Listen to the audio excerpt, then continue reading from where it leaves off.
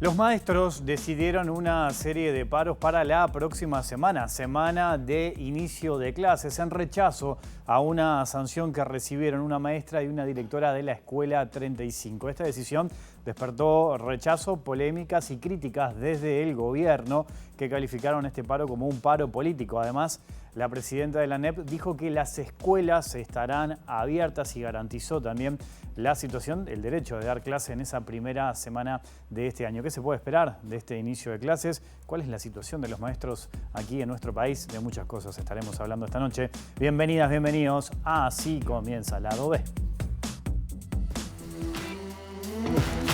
El 4 de marzo estamos iniciando en primaria y todo lo que tiene que ver con educación básica integrada, con el EBI, en la superior, y bachillerato empieza entre el 5 y el 6, progresivamente por grado.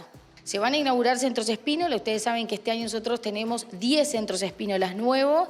Ya tenemos dispuestos los que van a estar en el 25. Vamos a terminar el periodo superando la meta porque van a ser 61 y no 60 como habíamos previsto. Durante el 2023 fue un año de implementación de la transformación, pero este año tiene nuevos desafíos. Primero porque ya tenemos un camino recorrido con la transformación y eso ha generado mucha retroalimentación y por lo tanto hay que mejorar en algunas cosas. Pero también inicia el primer año de bachillerato, de la transformación en bachillerato, su implementación. Eso también impone nuevos desafíos y por lo tanto hay por un lado mucha expectativa en lo que va a suceder porque sabemos que esto va a ser un cambio que va a impactar de manera muy positiva en los centros educativos y en la vida de los estudiantes, pero también muy ansiosos por ir viendo cómo se va desarrollando lentamente. Es un proceso que va a ser gradual, pero que estamos armando todo para que tenga todas las condiciones también para que se desarrolle de muy buena manera. La presidenta de la ANEP, Virginia Cáceres, se refirió en Twitter a los anuncios de ADEMU en torno al cronograma de paros previstos para la primera semana de inicios de cursos. Nada debería empañar la ilusión de los niños y niñas en su vuelta a la escuela. Para eso, vamos a seguir trabajando desde la ANEP para seguir garantizando el derecho a la educación. Todas las escuelas van a estar abiertas para el inicio de clases, esperándolos con alegría y entusiasmo.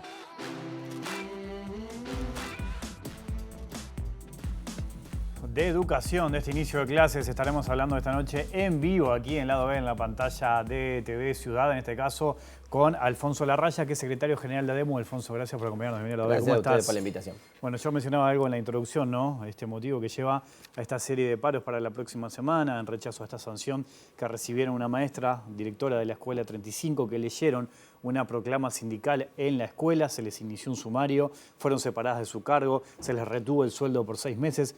¿Por qué llevaron ustedes, por qué tomaron esta decisión de hacer estos paros? Como bien narrabas tú en la cronología, la situación se da al inicio de cursos, que el sindicato de Montevideo toma la decisión de hacer una pequeña carta, una pequeña proclama para poner en un estado de situación a las familias. Había mucha avidez por conocer cómo iba a ser este proceso supuestamente de transformación curricular, cómo iba a afectar a los chiquilines, cómo iba a ser la relación de las clases. Ustedes saben que empezaron en 2 días diferentes. O sea, había una necesidad desde parte de nosotros de plantear ciertas cuestiones.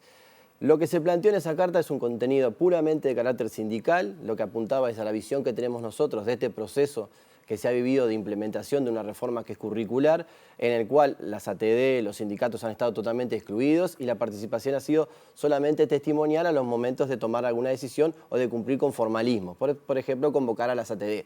Ninguna de las apreciaciones, de los puntos de vista, de las sugerencias que dio la ATD fue tenida en cuenta, por ejemplo, y menos aún la de los sindicatos. En ese clima empezamos el inicio de curso 2023. Por lo tanto, se hicimos esa lectura. Esa lectura se hizo en muchísimas escuelas del país y, al parecer, el objeto, la presunción que tenía la autoridad por la lectura de esta carta era una supuesta violación de la laicidad.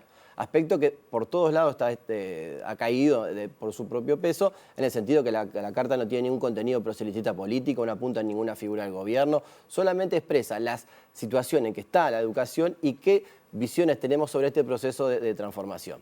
Esto derivó, después de la investigación, en un proceso de sumario donde las compañeras, lo que causó una enorme conmoción en la escuela y en todo el magisterio, fueron apartadas del cargo y retenidos sus saberes un 50% cuando se inició el proceso de sumario.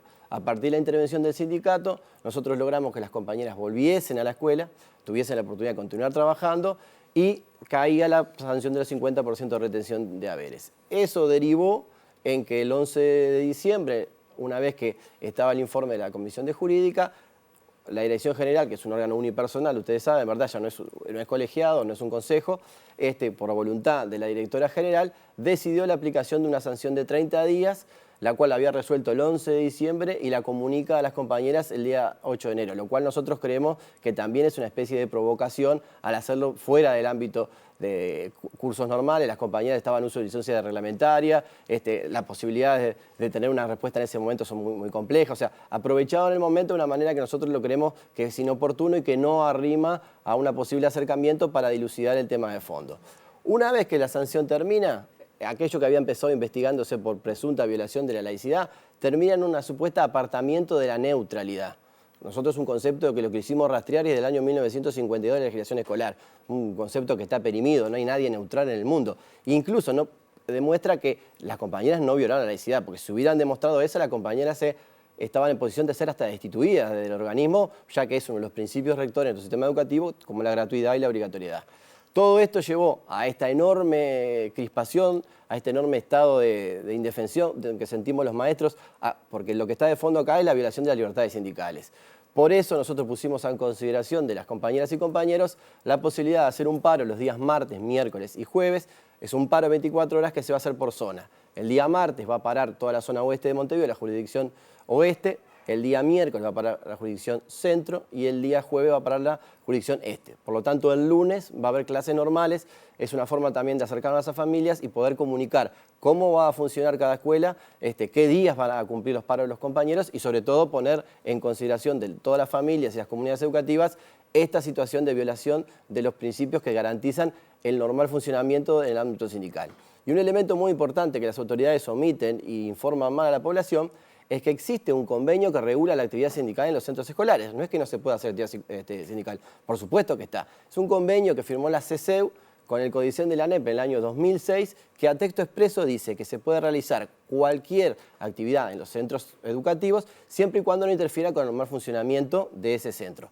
En la escuela 35 hay 250 padres de testigos, están los chiquilines, están las maestras, que ese día hubo clases normalmente, no se afectó para nada el servicio. Los chiquilines entraron al horario que tenían que entrar, la actividad de lectura de la proclama no fue en un salón de aula como quisieron instaurar, esto fue un hecho público, la carta es pública y el contenido de la carta no afecta en nada a la laicidad, ya que no habla de ningún contenido proselitista. A propósito de eso, ¿no? De esta carta que generó polémica, que se haya leído, esa carta crítica con la reforma educativa que impulsa el gobierno, lo que dice Olga de las Heras, que es la directora general de Educación Inicial y Primaria, ella no discrepa con el contenido, ella dice, yo no me meto con el contenido, lo que sí cuestiono es dónde se leyó la carta y ahí es donde apunta que se viola la laicidad. ¿Cómo tomas ese argumento? El problema es que todavía la investigación y el sumario no pudo sostener la violación de la laicidad. Por eso tuvo que cambiar una figura, que es la neutralidad, aspecto que, volvemos a insistir, lo tuvimos que rastrear porque no es de uso común ni en lo que tiene que ver con la administración, ni desde el punto de vista jurídico, ni reglamentario. Lo que nosotros presumimos es que desde el principio de la investigación el objetivo era la sanción. Si no te puedo sancionar por la violación de la laicidad, te sanciono por la neutralidad. Si no te puedo sancionar por la neutralidad, es porque fue adentro de la escuela. Si no, porque fue en la puerta. O sea, el objetivo en todo momento fue ir contra la lectura de la carta, lo que es una decisión de carácter sindical. Y nosotros hemos demostrado, incluso en las presentaciones que hicimos durante el proceso sumario, que no se incumplió con ninguna normativa que tenga que ver con la actividad sindical que está regulada por este convenio que existe desde el 2006 y que estas autoridades tenían la posibilidad de revocarlo si querían con la forma que ellos tienen de encarar la negociación colectiva y no lo hicieron, o sea, está plenamente vigente y es taxativo. No puede interferir en el normal funcionamiento, pero actividad sindical hay. Nosotros en Montevideo, cuando hay elecciones de carácter sindical, se hacen dentro de la escuela, siempre y cuando no interfiera con el normal funcionamiento, no se afecta para nada. Nosotros salimos la semana pasada recorrida por las escuelas para conocer las situaciones que viven y hemos rastreado un montón de situaciones anómalas para el inicio de cursos y lo hacemos dentro de las escuelas, siempre teniendo el cuidado de no interferir con los compañeros si están haciendo tareas y demás, cuidar eso. Porque de fondo lo que está es una mirada errónea de lo que es la actividad sindical, como si la actividad sindical estuviese opuesta a las libertades sindicales, opuesta a la laicidad, opuesta a los derechos que tienen tanto niñas y niños de ser educados en un ambiente público. No, al revés. Lo que hacemos nosotros con ese convenio y con esa forma de actuar es tener las garantías para todos para que justamente no lleguemos a situaciones como esta. Más allá de la sanción y esto que estamos hablando, ¿ustedes consideran que estuvieron bien las trabajadoras, por ejemplo, en leer la carta en ese momento? Por supuesto, sí, estaban amparadas en pleno derecho de sus libertades sindicales en ese momento. Y estamos hablando, para poner en cuestión, ¿verdad? Yo tengo la carta acá. Hicimos ejercicios de leerla a 0,5, ahora como está de moda en los WhatsApp, y demora 26 segundos en leerse esa carta. Estamos hablando de ese hecho, para que la gente dimensione. Acá no estamos hablando que es un acto, que se armó un estrado, que se valló la puerta para que la gente no pueda salir. Estamos hablando de lo que todas las familias saben, que cuando se hace esto, que es muy habitual, incluso en el ámbito nuestro de magisterio, esta carta se ha hecho muchas veces, es una posibilidad del padre que quiera, se queda a escuchar, el padre que no le interesa, se puede ir, el padre que después quiere hacer un intercambio, se le invita después del horario de clase para intercambiar. Es algo muy habitual, que no rozan para nada la violación de la laicidad, la neutralidad, no interfiere con el normal funcionamiento. Acá no hubo una decisión del sindicato de trancar el inicio de cursos, de generar esta crispación. No, hubo una medida que se ha tomado muchísimas veces y que nunca generó un perjuicio. Y no lo hablo con la administración pasada, lo hablo con muchas otras administraciones. Nunca se llegó a esta situación por un hecho de este tipo. Ahora, el expresidente de la ANEP, hoy precandidato del Partido Colorado, Robert Silva, dijo que este paro es político, que se trata simplemente de un paro político. ¿Cómo toman ustedes esa crítica? No, lo que estamos nosotros de cara a una campaña electoral que está abierta y que todos los candidatos tienen la legitimidad. Es más, nosotros estamos habituados de la Federación Valla Magisterio de Montevideo cuando se inicia este proceso de elecciones y cuando vamos de cara a las precandidaturas y candidaturas, hacer incluso instancias en nuestra casa, donde los invitamos a los equipos técnicos para hacer debates y demás. Ahí no creo que cuando invitamos a todos estamos haciendo un hecho de carácter partidario o estamos teniendo posición por uno. Invitamos a todos, lamentablemente algunos no van, pero eso es otra cuestión que tendrán que evaluar los partidos políticos. Acá no hay un paro que tenga nada que ver con lo partidario, nuestro sindicato es independiente, hay gente de todas las afiliaciones políticas, hay gente independiente, gente de los partidos tradicionales, gente del Frente Amplio. Llevar la discusión a ese lado me parece que es como querer enchastrar la situación, porque lo que está de fondo es que no ha habido ninguna aparición pública que nosotros veamos que haya leído la investigación y el sumario y haya podido responderle a la población por qué se sancionó con 30 días a las compañeras. ¿A ustedes les parece exagerada esa sanción? Es disparatada, porque si uno empieza investigando una violación de la laicidad, no puede demostrar esto, genera una figura que no tiene antecedente, la neutralidad, y después sale en la prensa a decir que se la sancionó porque se leyó en la puerta de la escuela, hay algo que no coincide. Estamos hablando de situaciones diferentes, porque la investigación iba por la violación de la laicidad. Y ellos en ningún momento pudieron argumentar y sostener esta sanción. Por eso nosotros decimos que la sanción es injusta, porque se inicia investigando una cosa y se sanciona desvirtuando en el proceso ese elemento que se debería haber demostrado. Los que fuimos a la escuela pública sabemos que siempre, por lo general, en la mayoría de los casos, en todas las escuelas de Montevideo, en el interior también pasa, las familias siempre están muy comprometidas con lo que pasa en la escuela, ¿no? Con lo que pasa en el salón, con lo que pasa con las maestras, con las directoras. Por lo general siempre hay una conexión muy interesante. ¿Han dicho algo las familias, por ejemplo, a partir de esta determinación, de esta sanción? ¿Se han comprometido con este caso? Sí, desde el principio se han puesto en contacto con nosotros. Nosotros hemos mantenido reuniones con ellas en algún club de la zona, hemos intercambiado, ellas tomaron la decisión enseguida conocida el inicio del sumario con la separación del cargo. Ellos pidieron un pedido de entrevista que entró en julio a Olga de las Heras para ser recibidos y desde la postura de ellos, ¿verdad? Conocer la situación de primera mano, sabían la versión que teníamos nosotros del sindicato, pero querían conocer la visión de las autoridades y lamentablemente no fueron recibidos. Ahora nos comunicamos en el día de ayer también con ellos, han hecho una carta y han solicitado un pedido de entrevista también con la directora general de Educación Inicial y Primaria, la que sabemos nosotros que se presentó en julio. Tenemos el documento que lo avala, de que las familias se presentaron y quisieron tener esa entrevista, fue desestimada por la autoridad, nunca lo recibió, nunca le dio una respuesta, y las familias más en este proceso, que van a empezar sin su directora y sin una maestra de años en la escuela, quieren saber por qué se llegó a ese proceso de sanción. Me parece que la autoridad tiene que recapacitar y por un principio básico de respeto hacia la persona que pide una entrevista, más una comunidad de padres tan comprometida como la Escuela 35, tiene que recibirlos, por lo menos para dar la cara y explicar la situación. Ahora, si no tiene que decirle a la familia, si se sabe que sus argumentos son débiles y no puede tener ese intercambio, Me parece que ya es muy complejo y que abrevan lo que decimos nosotros. Esta es una sanción injusta, que empezó por una situación, se desvirtuó en el camino y que el objetivo del principio era sancionar, no investigar el hecho concreto. ¿Pero que hay persecución sindical ahí entonces? Eso es persecución sindical. Si estamos hablando que nosotros tenemos una normativa clara que establece cómo se desarrollan las actividades, si lo que hicieron las compañeras está en el marco de su afiliación a un sindicato, porque no es que le lleve una carta hecha por ella o una actividad hecha por ella, es una carta de carácter sindical que la firma el Secretariado Ejecutivo de Montevideo. Si ellas leen eso, no interfieren con el mal funcionamiento de las clases, los chiquilines entran a horario, los chiquilines salen a horario, no se interfirió para nada en las otras dinámicas de la escuela, no se le obligó a nadie, no se hizo en un ámbito de un aula, se lo hizo hacia los adultos que lo corresponde. No hay ningún elemento para seguir sosteniendo que se viola la laicidad, pero por ningún lado.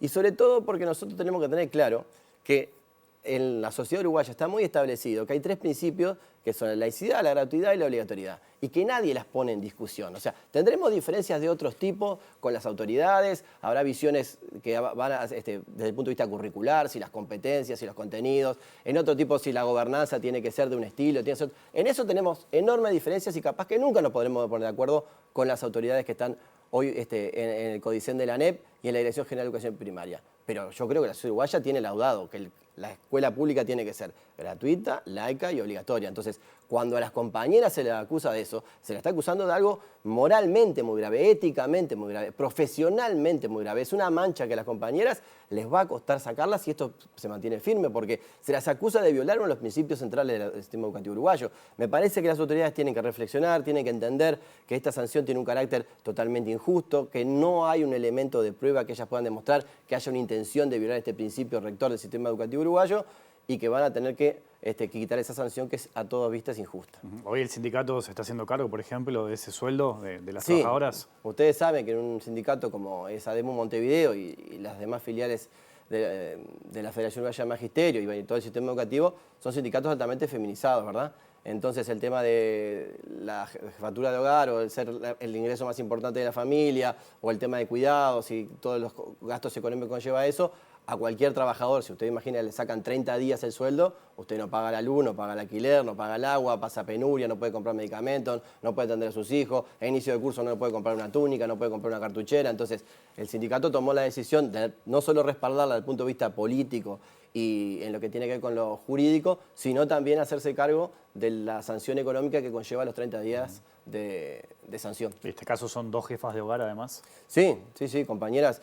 Y cabe destacar, ¿verdad? Las compañeras tienen una historia de servicio intachable, ¿no? Son compañeras que no tienen un legajo espectacular, compañeras catalogadas de excelentes durante años en sus funciones, referentes de la escuela. Eso ha provocado la enorme defensa que han hecho las familias de la escuela. O sea, no hay ningún elemento que uno pueda sostener para intentar, de alguna manera, en alguna cabeza, justificar esa sanción de 30 días. De hecho, algunas autoridades han destacado eso, precisamente la trayectoria de estas 2 trabajadoras, en el sentido de que habían pensado inicialmente en una sanción de 45 días y se terminó rebajando a 30, a propósito de eso que estabas señalando vos, por ejemplo. Es que el tema es que volvemos a lo mismo. Si vos investigás a alguna persona por violación de laicidad, vos la exponés en el proceso de sancionatorio a la destitución de la persona, porque vos estás diciendo que está atentando contra algo gravísimo.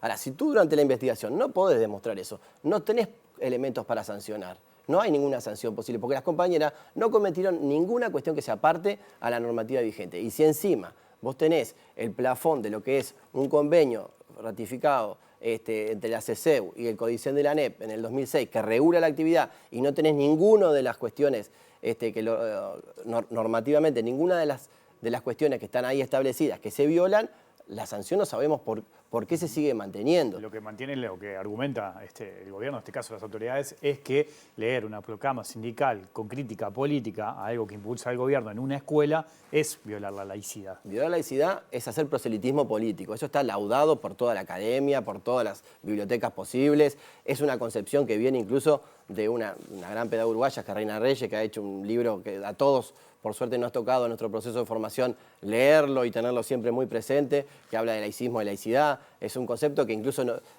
si lo rastrean las autoridades van a ver que viene incluso de una pedagoga que tiene orígenes en el Partido Colorado. O sea, no estamos hablando de una situación que sea vidriosa, ¿verdad? Es taxativo. Acá el contenido de la carta no viola en ningún punto, desde el punto de vista proselitista político, cosa admitida en la investigación, porque si no, la compañía va a ser destituida.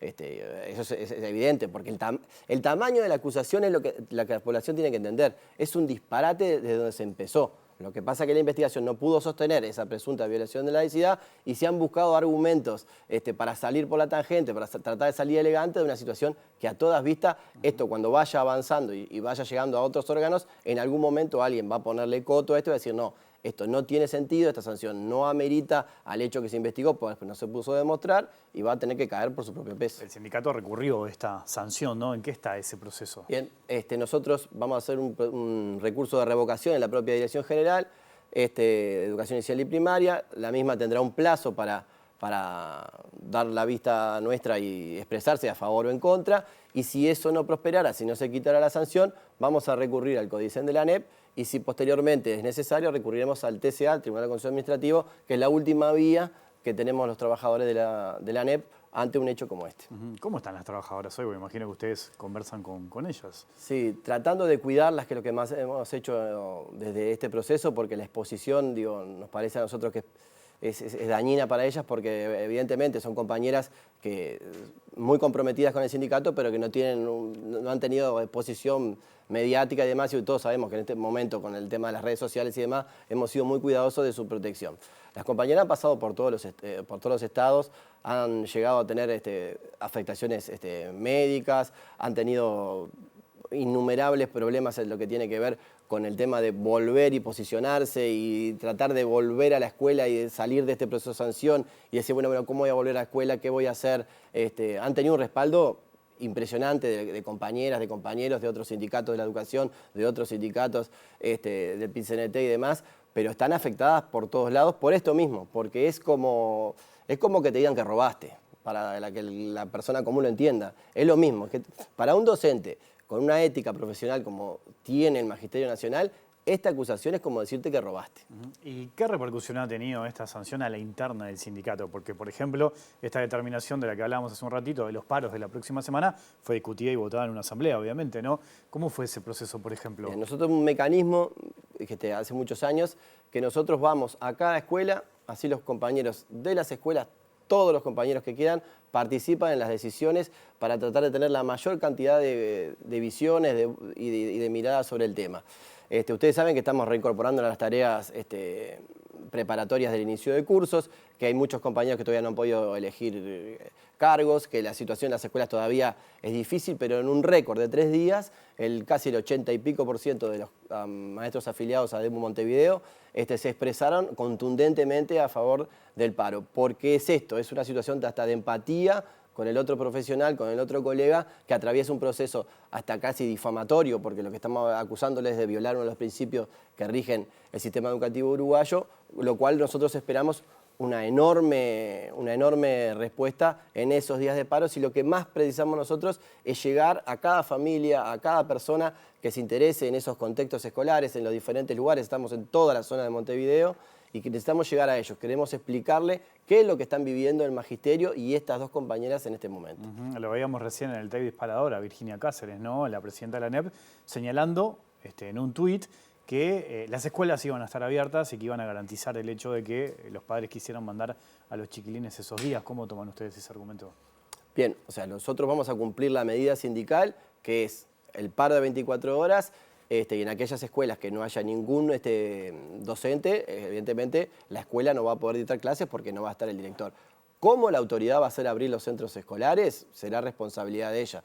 ¿Quién los va a abrir? Desconocemos. Lo que sí nosotros quisimos hacer, y por eso tomamos este proceso de edición muy lejos del inicio de cursos, para que las autoridades instrumenten las medidas que tuvieran, para que no nos acusaran a nosotros de querer generar el caos al inicio de clase, sino que al revés, desde la responsabilidad que tenemos nosotros y de nos vemos forzados a hacer un paro, que evidentemente ninguno de los docentes de Montevideo queremos hacer, ningún docente del país, prevemos que el acatamiento va a ser muy alto y que las autoridades tendrán que disponerlos en sus potestades los recursos que necesiten, si quieren garantizar el tema de la alimentación, como han dicho anteriormente y demás. Pero en realidad, cuando una escuela para todo su personal docente, en esa escuela no hay clases y evidentemente permanece cerrada. Hoy hiciste referencia a que esta sanción se conoció el 8 de enero, ¿no?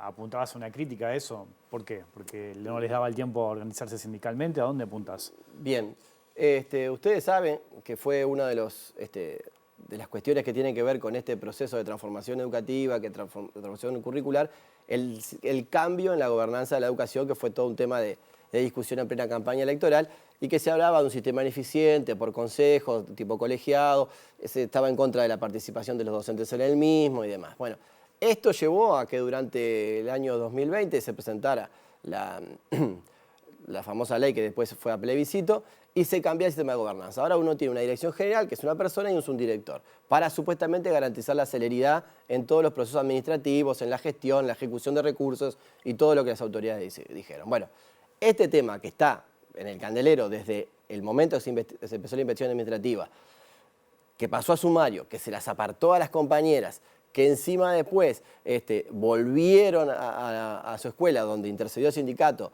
donde se comprometió la autoridad a darle celeridad al tema, porque iba a tener un impacto y demás, creo que en un accionar desafortunado de las autoridades, llevaron y trataron de llevar este tema a un momento en que, evidentemente, por el sistema de trabajo que tenemos nosotros, que estamos, usamos el periodo de no dictado de clases para cumplir nuestra licencia reglamentaria, sacarlo un 8 de enero donde las posibilidades que teníamos nosotros como sindicato de respuesta a esa situación no existían, ¿verdad? Todos los compañeros están de licencia, las escuelas permanecen cerradas para los docentes, o sea, evidentemente acá lo que se persiguió fue un fin político de usar un momento donde el sindicato no tiene la capacidad de respuesta para sacar la sanción.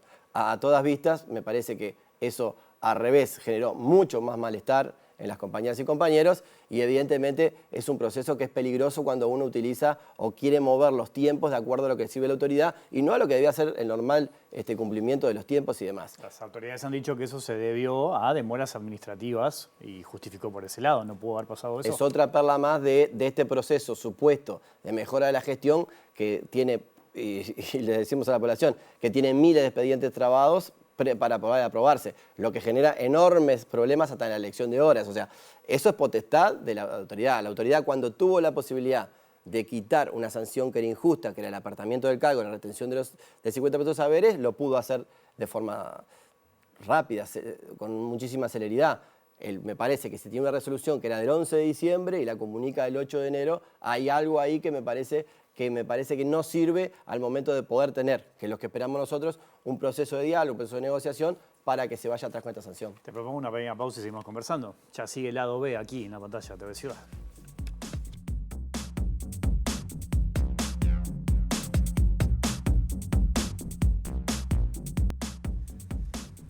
Seguimos en vivo aquí en Lado B, en la pantalla de TV Ciudad, conversando con Alfonso Larraya, secretario general de ADEMU. Estamos en año electoral, ¿no? Y la educación siempre está presente. La seguridad de la educación en nuestro país siempre se conversa en todas las campañas electorales. Imagino que van a tener intercambios con los distintos precandidatos. Ustedes del sindicato vienen trabajando temas desde hace mucho tiempo y siempre han generado esa especie de vínculo y de intercambio con el sector político, más allá que después se pueda o no llevar adelante lo que ustedes plantean. ¿Cuáles son los principales desafíos que tiene la escuela pública de nuestro país? En la última rendición de cuentas nosotros fuimos muy claros en el sentido de que no siempre es necesario esperar una ley presupuestal que se da en el primer año de gobierno cuando hay un cambio de autoridades, y planteamos algunas cuestiones que tenían que ver para nosotros con aquellos aspectos importantes al trabajo en las escuelas. Planteamos dos situaciones. Una es las situaciones que están los compañeros de artística, ¿verdad? Que ellos tienen una carga horaria muy disminuida con respecto a otros cargos docentes, y que nos parece que en un proceso que si las autoridades quieren ir hacia una visión integral de educación, que el centro sea el estudiante, brindar nuevas materias, nuevos saberes a los chiquilines, nos parece que la carga horaria que hoy tienen los compañeros, que muchas veces es de 15 horas, no es la adecuada para que en escuelas muy grandes puedan tener una frecuencia mínima para que los chiquilines realmente tengan una educación integral. Otro aspecto que nos parece importantísimo es la figura del maestro comunitario, algo que en todas las comunidades educativas y sobre todo en algunos contextos, sobre todo los más vulnerables, es una figura articuladora, central en la escuela. Nosotros, por ejemplo, todos los años estamos atrás de que las autoridades establezcan un plan claro de cuándo va a empezar a funcionar, que se ofrezcan los cargos y demás. Incluso la posibilidad, que se lo hemos planteado varias veces a esta administración, de anualizar ese cargo y de discutir, a ver, si eso puede ser una figura más en todas las escuelas del país y de la capital de Montevideo. ¿Por qué?